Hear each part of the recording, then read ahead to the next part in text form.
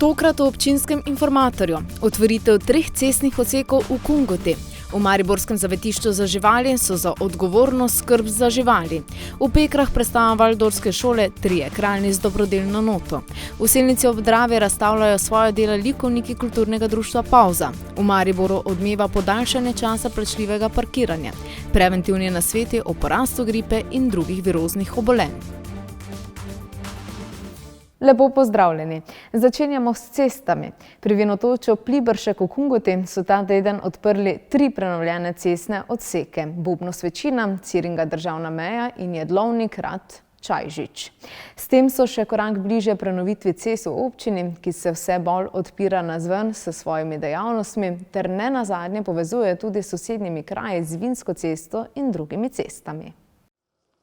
Danes si več ne moremo predstavljati življenja brez prometnih sredstev, dan za dnem jih uporabljamo, saj je z njihovo pomočjo prihajamo v službo, obiskujemo sorodnike in prijatelje, spoznavamo druge kraje, občudujemo naravo in rešujemo življenja.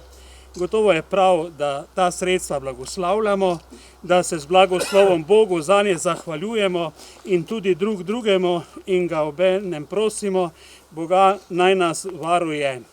V Kungoti so cesto Bubno-Svečina obnavljali v letih 2018 in 2019.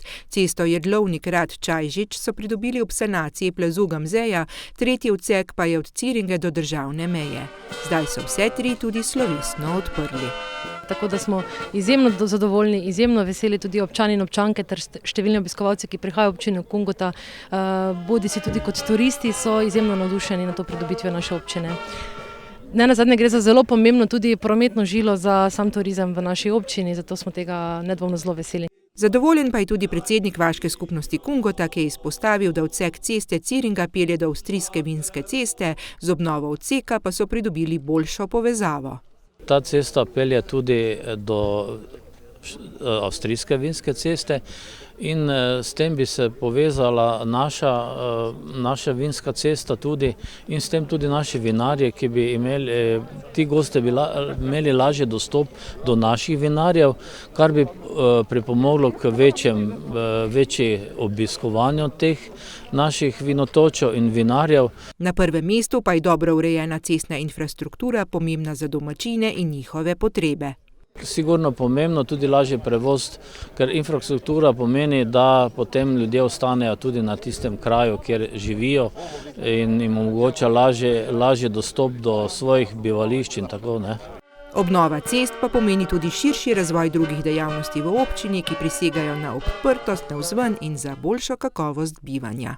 Tukaj tudi kolesarstvo, tukaj tudi pohodništvo in predpogoj tega je zagotovo dobra cestna infrastruktura. Predvsem meni pa kot županje pa ključnega pomena to, da se dvigne raven življenjske kakovosti v naši občini. Nekaterim bo to ogromno pomenilo, ključnega pomena za njihov vsakdan. Tako da ja, zelo smo veseli, velik dan je danes pred nami. Glede na načrte občine pa bo takih dni še več. In trtica vinska rodi, in vsi ga tam dobre volje pijo, in pesmi si zraven pojo. V mariborskem zavetišču za živali pa je bilo pred in med prazniki zelo živahno. Mnogi so jih klicali, ker so se njihove muce in psi pobegli zaradi strahu pred pokanjem petard in ostale pirotehnike, ali pa ker so našli pobegle živali. Zdaj se stanje počasi umirja. V zavetišču pa še vedno opozarjajo, da je treba za živali skrbeti odgovorno. Prav tako z veliko mero odgovornosti pa se odločiti tudi za posvojitev hišnih ljubljenčkov, saj ti niso igračke za kratek čas. December je s svojimi praznovanji, predvsem zaradi uporabe pirotehnike, vplival tudi na aktivnosti vseh, ki so povezani z mariborskim zavetiščem za živali. Prav zaradi pokov je več psov in muc pobegnilo ali se izgubilo, v zavetišče pa zaradi tega dobili več klicev občanov, da so našli izgubljene živali ali pa da iščejo svoje. Telefon je dobesedno pregoreval, marsikdaj rečemo se je dalo elegantno rešiti zadevščino, da se enostavno, ko lastniki pogrešajo, žival pokličejo, drugi pokličejo, da so žival našli, tako da lahko kar samo telefonsko številko posredujemo in se zadeva po hitrem postopku reši. Je bilo pa kar, mislim, da okrog 15 psov pa je vseeno prišlo do nas. Sicer na srečo so bili vsi mikročipirani, tako da so tudi hitro spet našli pot nazaj domov. Ampak vseeno, dolg čas nam ni bil. Imajo pa v zavetišču sicer precej prometno vse leto, saj nenehno dobivajo pse in muce. Za 2018 leto je bilo naprimer 300 sprejetih psov. Od tega jih je bilo skoraj 100, mislim, da malo več kot 190 lastniških, kar pomeni, da so bili mikročipirani in tudi seveda vrnjeni lastniku. Malo preko 90 jih je našlo nove domove. In pri mucah je malenkost drugače, tam so seveda številke malo više, tako da je tudi sprejetih tam nekje okrog 400 muc, ki pa so, lahko rečem, da skoraj v veliki večini spet tudi posvojene. Ker mikročipirane mačke, to je skoraj da človek prej na lotu zadene, kot pa da sreča mikročipirano mačko.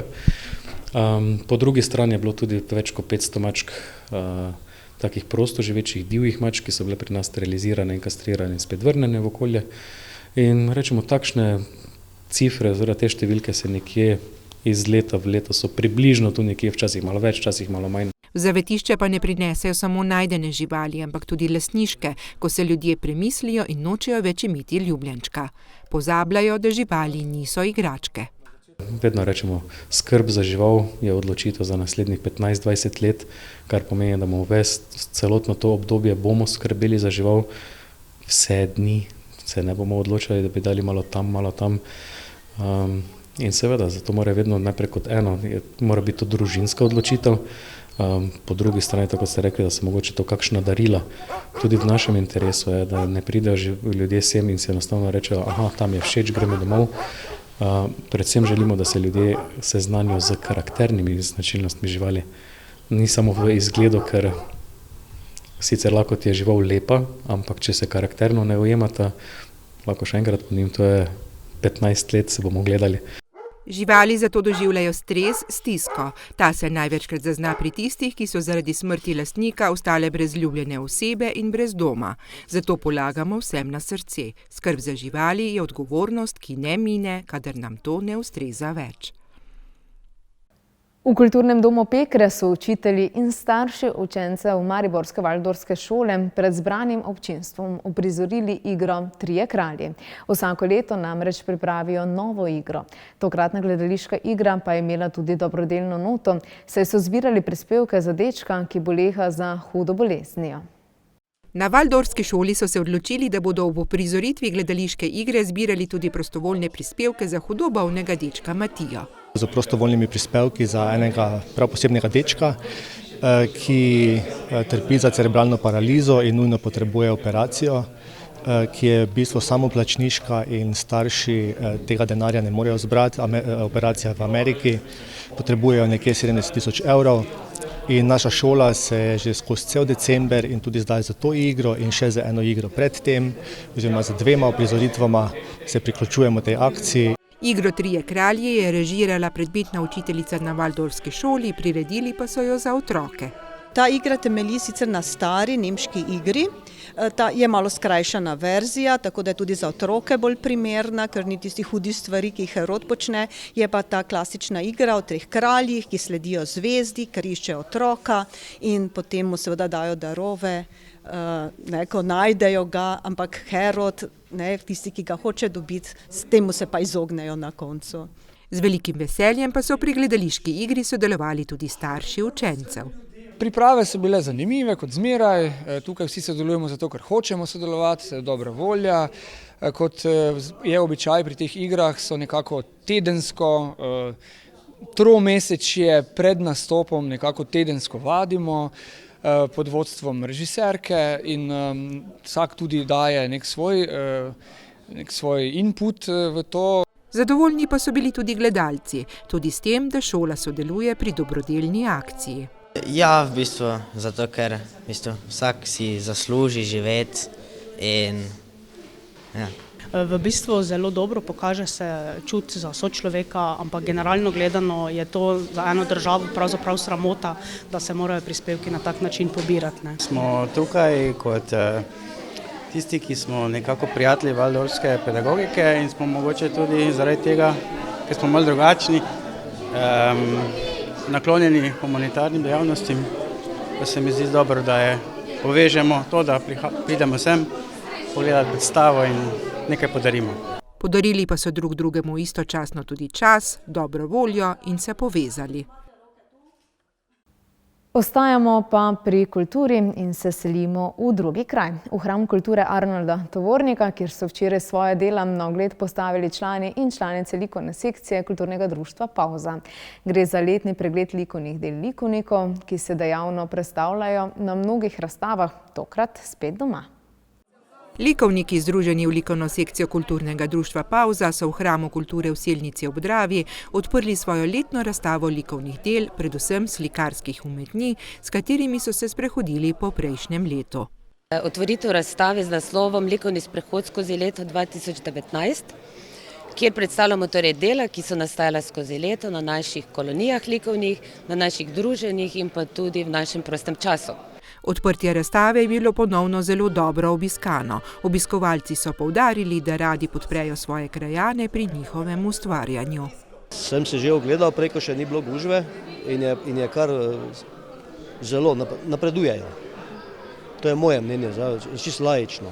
To, kar je v našem kraju zmeraj, ker so to naši domači ljudje in je cenjeno, da so in da se trudijo. Pa je nespodobno, da ne bi prišli pogledati. Kar všeč mi je, so dosti malo razstavljeni ti ljudje, ko jih poznaš, ne pa greš malo pogledati, kaj so naslikali, ker dosti ljudi sploh ne vemo, kaj delajo. S tem se ukvarja, pa ko prideš tako na neko razstavo, pa vidiš, da take umetnine stvarjajo. Med vsemi deli, ki so bili tokrat sicer zelo raznolika in narejena v različnih tehnikah, je izstopala slika z družbeno-kritično in politično noto. Naslov slike je prelomni trenutek. Zdaj tako, kako si kdo razloži. Jaz sem si razložil takole, vidite, na desni strani se vidi truma beguncev, ne? Vidi se meja in vidi se slovenski vojak, ki bi naj mejo čuval. No, vse tako je včasih bilo, da so se meje čuvale z vojsko, normalno. Sedaj to ne funkcionira. Zakaj? To ni moja zadeva, jaz sem umetnik. Potem pa imamo Jezusa, ki kaže z prstom na vojaka, češ, naj čuva mejo. Zato sem napisal prelomni trenutek, ker mislim, da je prelomni trenutek, če ne bomo nekaj postorili. In tako je poleg vseh drugih umetnin tokrat na ogled tudi družbeno angažirana umetnost, ki je aktualna v svojem prostoru in času. Celotno razstavo pa si lahko ogledate vse do konca meseca. Vse bolj pa odmeva podaljšanje parkiranega časa na belih plačljivih conah po Mariboru. Podaljšali so ga za 2 uri, zaradi tega je dražje tudi celodnevno parkiranje. Ljudje so zaradi tega nezadovoljni, opozarjajo tudi, da prvih 10 minut parkiranja ni brezplačnih. Mestna občina Maribor odgovarja in pojasnjuje. Mestna občina Maribor je v tem tednu uresničila napovedano podaljšanje plačljivega parkiranja na javnih parkiriščih s 17. na 19. uro in tako poenotila čas plačljivega parkiranja po vsem mestu. To pa pomeni, da se je dvignila tudi cena celodnevnega parkiranja. Ja, tako je. Podaljšanje parkirnega časa je vplivalo tudi na ta nekolikšen dvig dnevne parkirnine iz 13,5 na 16,5 evra. Se pravi, podaljšuje se čas plačevanja parkirnine ob delovnikih za 2 uri v popoldanskem času na večini javnih parkirišč, medtem ko se na Lentu za 1 uro skrajšuje. Se pravi, da je povsod v mestu plačilo parkirnine potrebno izvesti med 8 in pa 19 uro. Podaljšanjem časa pa mnogi občani niso bili zadovoljni niti ob lanskoletnih razpravah, niti zdaj. Poglejmo nekaj mnenj. Ne, no. To je do 7 je malo predolgo, ne.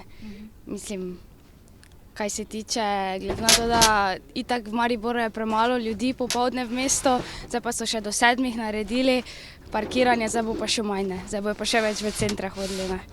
Tako da, škoda, no. Ja, to se mi ne zdi sprejemljivo nekaj. Malo zapreš mesto prehitro.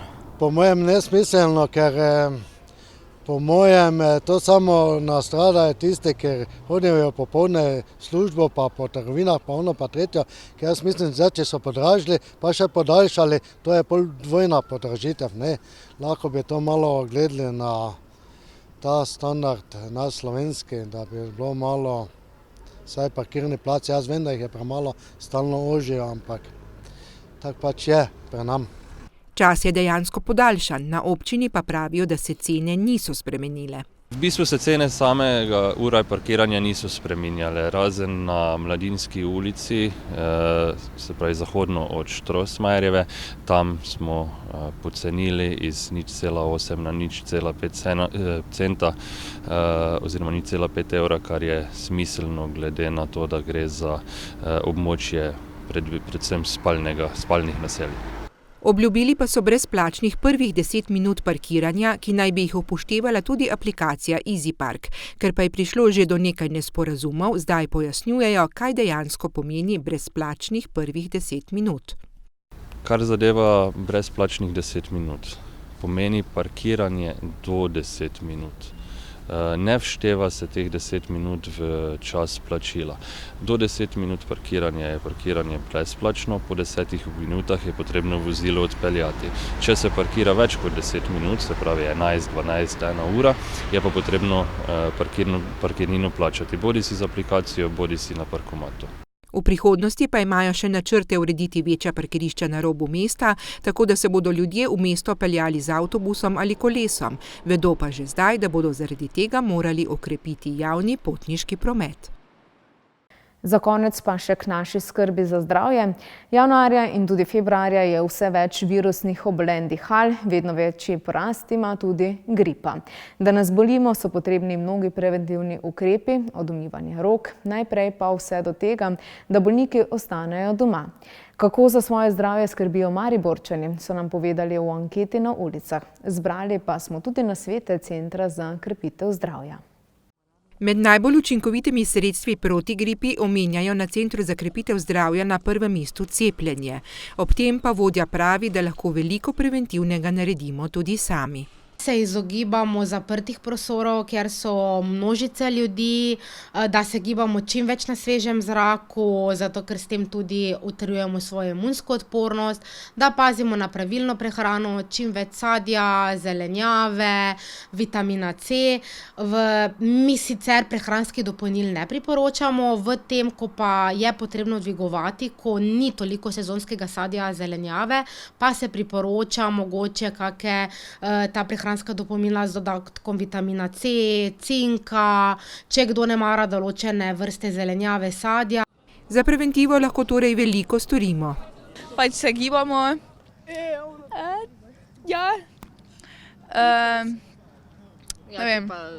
Se družimo s prijatelji, uživamo življenje. Ko pridem domov, takoj roke umit, pa gibam se tudi dosti, pa sadje.